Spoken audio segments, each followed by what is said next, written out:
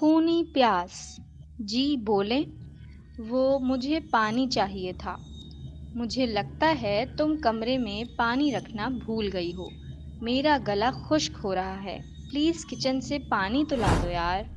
کیا ہے بھائی، رات میں بھی چین نہیں، اٹھ کر خود ہی پی کر آؤ۔ آپ کو پتہ تو ہے کہ مجھے اکیلے اندھیری جگہ سے کس قدر خوف آتا ہے، اور اوپر سے یہ تو گھر ڈراونا بھی ہے۔ نہیں بابا، میں تو نہیں جا رہی۔ ارے یار کیا ہے، اتنی ڈرپوک کیوں ہو تم؟ چلو اٹھو جاؤ۔ اب ایک تو مجھے پیاس لگ رہی ہے اور اوپر سے تمہاری یہ بحث۔ اچھا دیں جگ، لاتی ہوں آپ کے لیے پانی۔ اتنا اندھیرا کیوں کر رکھا ہے؟ گھر میں بندہ ایک آدھ لائٹ جلتی بھی چھوڑ سکتا ہے، کون سا لاکھوں میں بل آ جانا ہے ایک لائٹ سے۔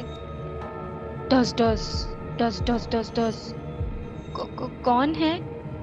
کیبنٹ کے مسلسل بجے چلے جانے پر میں حد درجہ خوف زدہ ہو چکی تھی۔ کون ہے؟ کیبنٹ مسلسل بجے چلا جا رہا تھا، یوں محسوس ہوتا جیسے اس کے اندر کوئی قید ہے جو باہر آنے کے لیے اپنی پرزور کوشش میں محو ہے۔ خیر، اللہ اللہ کر کے میں اس کیبنٹ کی جانب اپنے قدم بڑھانے لگی، لیکن کیبنٹ کے بالکل پاس جا کر بھی دل میں ایک ڈر مسلسل مجھے ڈرائے چلا جا رہا تھا کہ آخر اس میں ہے کیا۔ خیر، اللہ کا نام پڑھ کر اس کیبنٹ کے دروازے کو اپنی جانب کھینچا ہی تھا کہ اندر موجود اس خوفناک مخلوق نے میری سانس نکال دی، اور میں اپنے کانوں پر ہاتھ رکھے زوردار چلائی۔ ارے کیا ہوا؟ انیزا، کیوں پاگلوں کی طرح چلا رہی ہو؟ وہ وہاں۔ وہ کیا؟ اور تم اتنی ڈری ہوئی کیوں ہو؟ خیریت تو ہے نا؟ وہ وہاں پہ۔ وہاں کیا؟ وہ اس کیبنٹ میں کوئی ہے۔ کیا کیبنٹ میں؟ ہاں، وہاں کیبنٹ میں کوئی ہے۔ اچھا ہٹو، میں دیکھتا ہوں۔ پتہ نہیں کس چیز سے ڈر گئی ہو تم۔ نہیں، کیا ہو گیا ہے تمہیں؟ پلیز مجھے جانے دو۔ جب تک دیکھوں گا نہیں پتہ کیسے چلے گا کہ کیا دیکھ لیا تم نے۔ ہٹو میرے سامنے سے۔ کیا ہے یہاں؟ یہاں تو کچھ نہیں ہے انیزا۔ نہیں، ابھی تو تھا یہاں پہ۔ میں نے کہا نا یہاں کچھ نہیں، آؤ تم خود ہی دیکھ لو۔ نہیں، میں نہیں دیکھوں گی۔ کیا ہو گیا ہے یار؟ چلو آؤ یہاں دیکھو۔ میں عاصم کے بار بار اصرار پر کیبنٹ کی سمت بڑھی اور عاصم کو اپنی ڈھال بنا کر کیبنٹ کے اندر جھانکا تو وہاں سچ مچ کچھ نہ تھا، لیکن جو میں نے دیکھا وہ صرف میرا وہم بھی نہیں تھا۔ وہاں سچ میں کوئی اندر پاؤں کے بل بیٹھا خون آلود چہرہ لیے مجھے دیکھ رہا تھا، لیکن اب تو یہاں کوئی بھی نہیں تھا۔ وہ بلا اچانک سے کہاں غائب ہو گئی کچھ سمجھ نہیں آ رہا تھا، اور دوسری جانب کمرے میں پہنچتے ہی عاصم مسلسل میرا مذاق اڑائے چلے جا رہے تھے۔ میں سچ کہہ رہی ہوں عاصم، آپ ہنس کیوں رہے ہیں؟ ارے بھائی دیکھو نا، وہ غیر مرئی مخلوق بھی تمہیں دیکھتے ہی غائب ہو گئی۔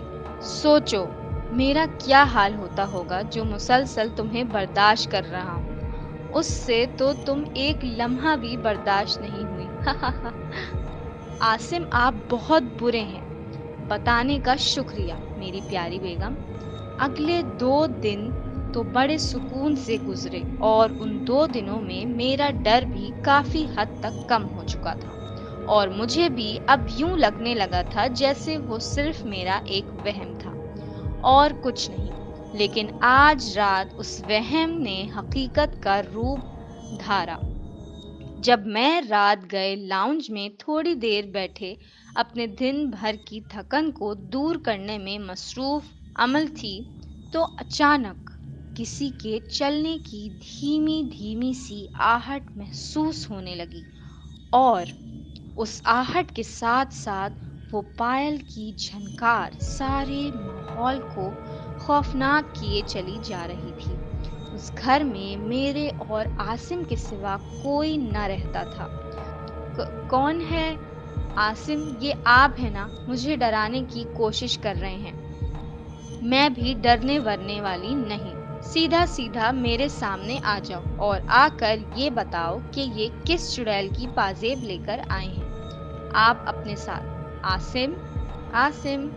دوسری جانب سے مسلسل اپنی جانب بڑھتی قدموں کی آہٹ کے سوا جب کوئی جواب نہ پایا تو مجھے سچ میں ڈر لگنے لگا، کیونکہ عاصم یہ بات بخوبی جانتے تھے کہ میں کس قدر ڈرپوک انسان ہوں۔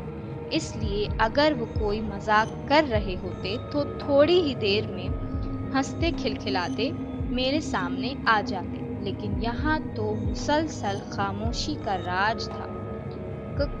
کون ہے؟ کون؟ یہ لائٹس کو کیا ہو رہا ہے؟ اف، یہ لائٹ بند کیسے ہو گئی؟ عاصم، عاصم، عاصم، موم بتی کہاں رکھی ہے؟ آیت الکرسی پڑھتی ہوں۔ ہاں، کچھ نہیں ہے یہاں۔ نہیں، کچھ بھی نہیں ہے یہاں۔ یہ صرف میرا وہم ہے اور کچھ نہیں۔ کافی دیر خود کو سمجھانے کی ناکام کوشش کرتی موم بتی جلائے اپنے کمرے کی سمت بڑھتی ہوئی جا رہی تھی کہ اچانک کسی کو اپنے بالکل سامنے کھڑا پایا کہ جس کو دیکھتے ہی میرے ہاتھ سے جلتی موم بتی گر چکی تھی اور ایک زوردار چیخ میرے حلق سے نکلی۔ کیسی ہو انیسہ؟ ہا ہا ہا ہا، ہمارے گھر میں تمہارا ویلکم۔ تم جانتی نہیں ہو میں کب سے پیاسی ہوں، ذرا میرے پاس تو آؤ۔ نہیں نہیں، یہ سب سچ نہیں ہو سکتا۔ کون ہو تم؟ وہی خوندار چہرہ، لمبے لمبے بال، نوکیلے ناخن، خون سے لال آنکھیں، بدبودار جسم، قدموں کو چھوتے لمبے بال، منہ سے نکلتے نوکیلے لمبے دانت۔ میرے پاس آؤ انیسہ، شاباش، آؤ میرے پاس۔ تمہارے وجود میں دوڑتا خون ہی میری پیاس بجھا سکتا ہے، مجھے اپنی پیاس بجھانی ہے۔ نہیں، پلیز پلیز مجھے چھوڑ دو، مجھے جانے دو پلیز۔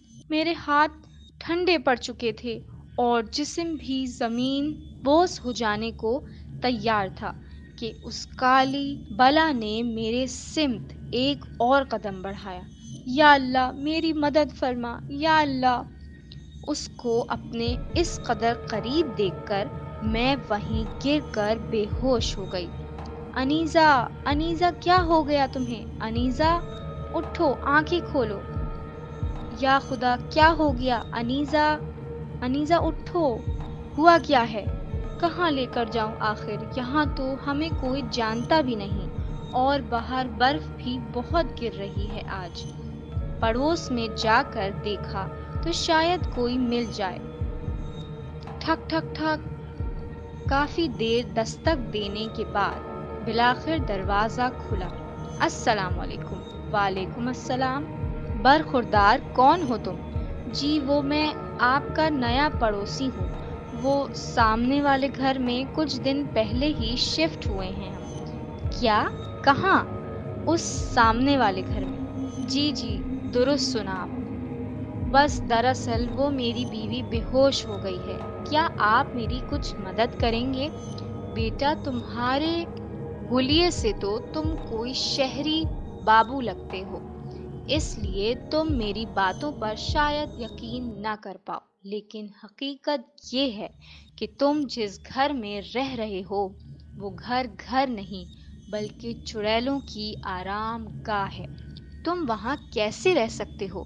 تم نے یہ گھر لینے سے پہلے اچھی طرح چھان بین نہیں کی تھی۔ نہیں نہیں نہیں، ایسی تو کوئی بات نہیں ہے، اور بھوت بھوت کچھ نہیں ہوتے۔ یہ سب تو صرف ہم لوگوں کا ایک وہم ہے، حقیقت سے اس کا دور دور تک کوئی تعلق نہیں۔ پلیز آپ میری مدد کریں۔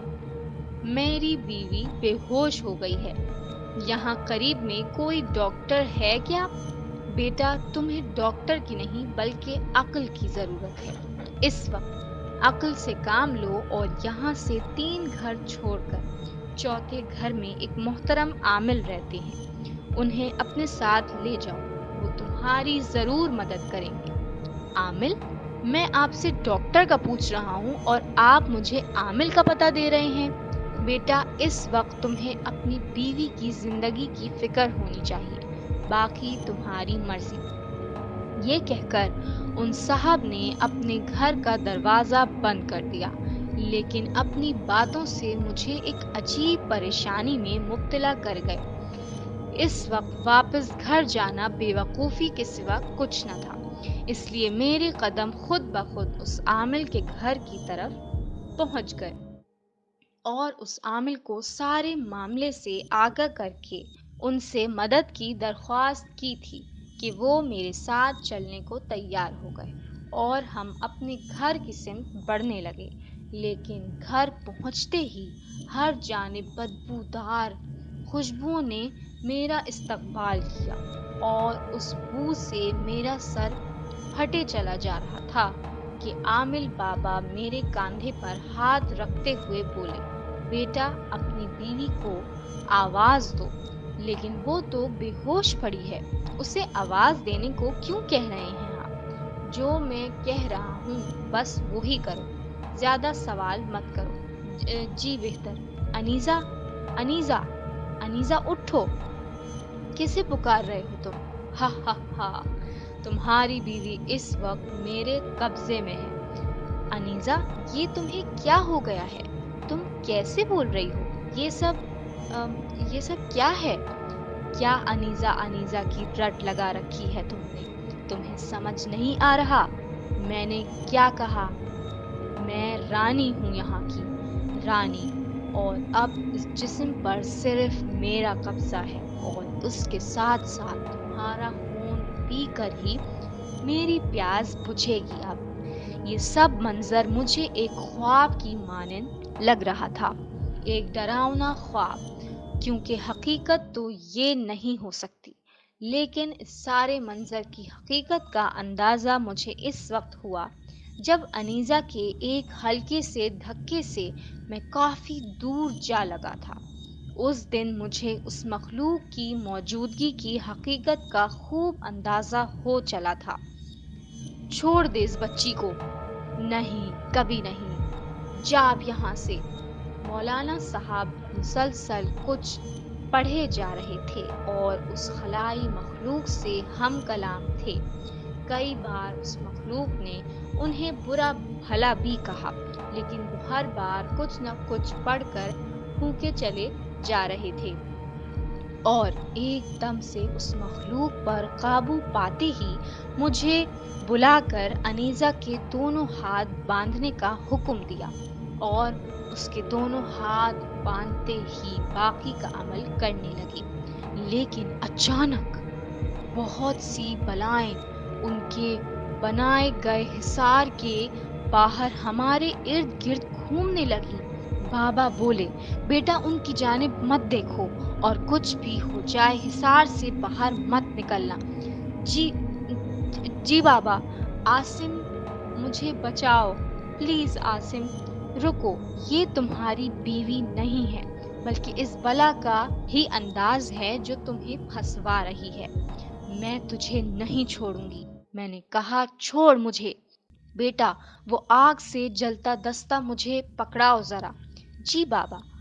نہیں، تم ایسا نہیں کر سکتے، میں نے کہا، تم مرو گے میرے ہاتھوں، تجھے نیست و نابود کر دیں گے۔ چھوڑ دے مجھے، چھوڑ۔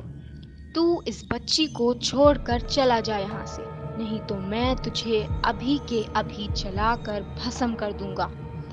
میں نے کہا، جا یہاں سے، جا، نہیں تو میں تجھے جلا دوں گا۔